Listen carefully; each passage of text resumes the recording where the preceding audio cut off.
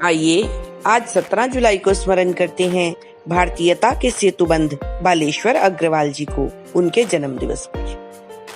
भारतीय पत्र जगत में नए युग के प्रवर्तक श्री बालेश्वर अग्रवाल जी का जन्म 17 जुलाई 1921 को उड़ीसा के बालासोर बालेश्वर में जेल अधीक्षक श्री नारायण प्रसाद अग्रवाल एवं श्रीमती प्रभा देवी के घर में हुआ था।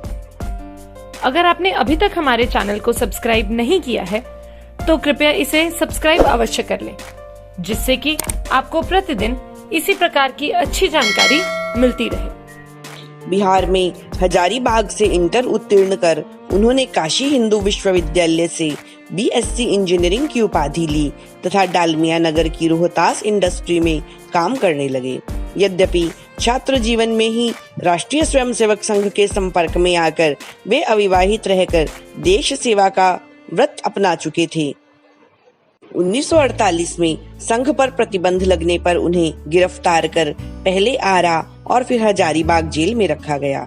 6 महीने बाद रिहा होकर वे काम पर गए ही थे कि सत्याग्रह प्रारंभ हो गया, अतः वे भूमिगत होकर संघर्ष करने लगे। उन्हें पटना से प्रकाशित प्रवर्तक पत्र के संपादन का काम दिया गया। बालेश्वर जी की रुचि पत्रकारिता में थी। स्वाधीनता के बाद भी इस क्षेत्र में अंग्रेजी के हावी होने से वे बहुत दुखी थे।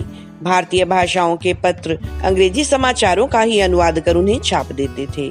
ऐसे में संघ के प्रयास से 1951 में भारतीय भाषाओं में समाचार देने वाली हिंदुस्तान समाचार नामक संवाद संस्था का जन्म हुआ। दादा साहब आप्टे और नारायण राव तरटे जैसे वरिष्ठ प्रचारकों के साथ बालेश्वर जी भी प्रारंभ से ही उससे जुड़ गए।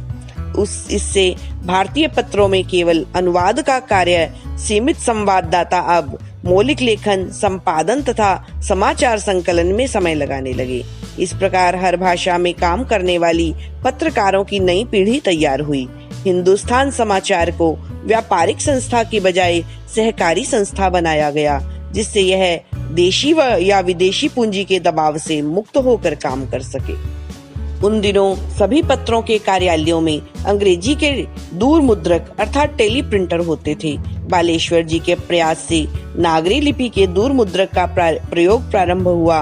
तत्कालीन संचार मंत्री श्री जगजीवन राम ने दिल्ली में तथा राजऋषि पुरुषोत्तम दास टंडन ने पटना में इसका एक साथ ही उद्घाटन किया। भारतीय समाचार जगत में यह एक क्रांतिकारी कदम था, जिसके दूरगामी परिणाम हुए। आपातकाल में इंदिरा गांधी ने हिंदुस्तान समाचार पर ताले डलवा दिए, पर बालेश्वर जी शांत नहीं बैठे। भारत नेपाल मैत्री संघ, अंतर्राष्ट्रीय सहयोग परिषद तथा अंतर्राष्ट्रीय सहयोग न्यास आदि के माध्यम से वे विदेशस्थ भारतीयों से संपर्क में लग गए। कालांतर में बालेश्वर जी तथा ये सभी संस्थाएं प्रवासी भारतीयों और भारत के बीच एक मजबूत सेतु बन गईं। वर्ष 1998 में उन्होंने विदेशों में बसे भारतवंशी सांसदों का तथा 2000 में प्रवासी भारतीय सम्मेलन किया।